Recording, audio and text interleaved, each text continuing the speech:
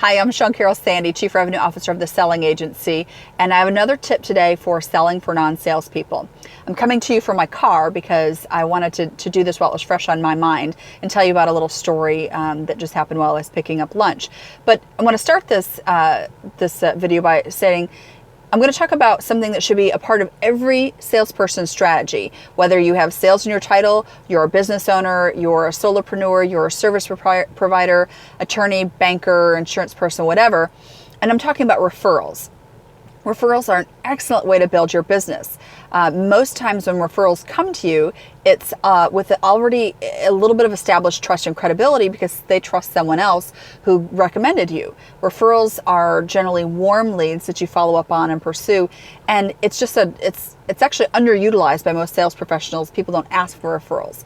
Now, on the other side of asking that of referrals, you want people to be able to refer you and advocate for you.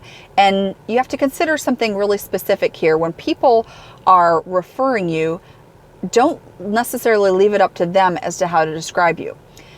People refer you because of two different things. They refer you because of the results you've produced for them, or they refer you because of how you make them feel. So they refer you because of the unique way you go about doing something, or they refer you because of the really great experience they had. So that being said, you have to be intentional about both the experiences you provide for people, as well as giving people the tools to uniquely describe you or to describe the unique results that you produce. So I'll give you an example. And I was picking up lunch just before this, and a woman stopped me. She said, "Hey, I like your haircut." And who doesn't like to hear that, right? She said, "Hey, I like your haircut. Who cuts your hair? I need someone new to cut my hair."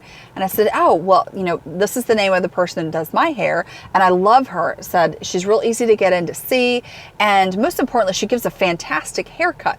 I have to do very little to style it, and I can wear it several different ways. And so I proceeded to write down the name of the person and where she worked who cut my hair.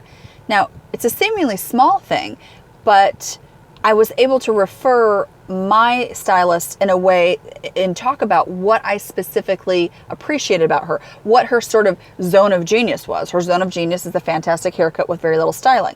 So I formed the words and was able to transfer them to this person to communicate what specifically she liked about, what she would like about this person. I'll give you another example.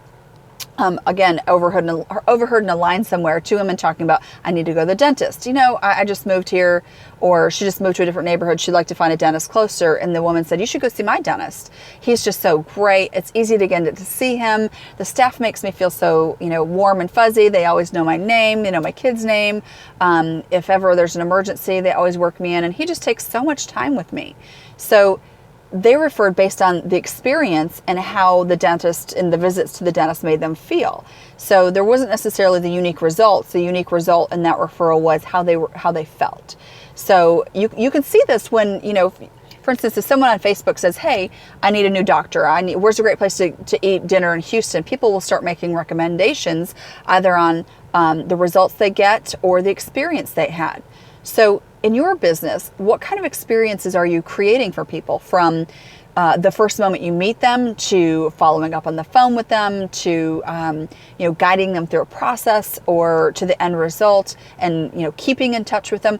What kind of feelings are you generating with your customers? What kind of long-lasting experiences do they have? And then secondly, what are you known for? What do you want your customers to say about you when they're in line at the grocery store, when they're having dinner with friends, or when someone puts a call out on Facebook to say, "Hey, does anybody know this person who can do this?" So I'm going to reference someone who is a master of the referral, and this is my husband. He is an optometrist, and his patients love nothing more than to refer him. And when they do, they talk about their experience with him, and they talk about the way he makes them feel. So I can guarantee you that one of three different terms is used to describe my husband when people are saying, "You should go see my optometrist. He is so funny. He is always just so nice. He remembers everything about us." So they talk about some really specific things, a sense of humor, his memory, that he takes care to remember that, my dog died last time we'd seen us and we just got a new puppy. I mean, he actually writes these things in the notes. He commits things to memory. He's sent patients goofy notes in the mail before, and he just really creates a fantastic experience for people, and thus his patients love to refer him. I can actually think of a couple different examples where his patients were at a party and they said, "Oh, I need to go to the eye doctor," and their friends said, "Oh, you need to go see my eye doctor." They said, "No, I love my eye doctor. You need to go see." They were both talking about him. So that is a really powerful force of people out there talking about your business. But it's because he, in particular, has created a really unique experience for them. So look inside your business, look inside how you connect with people, how you communicate with people, how you make them feel in the experiences that you provide. And then think about, how do I want them to refer me? How can I deliver the words? How can I set them up and make sure that the experience they have and the words they use to refer me are accurately reflecting how I want my clients, my customers, to market my business?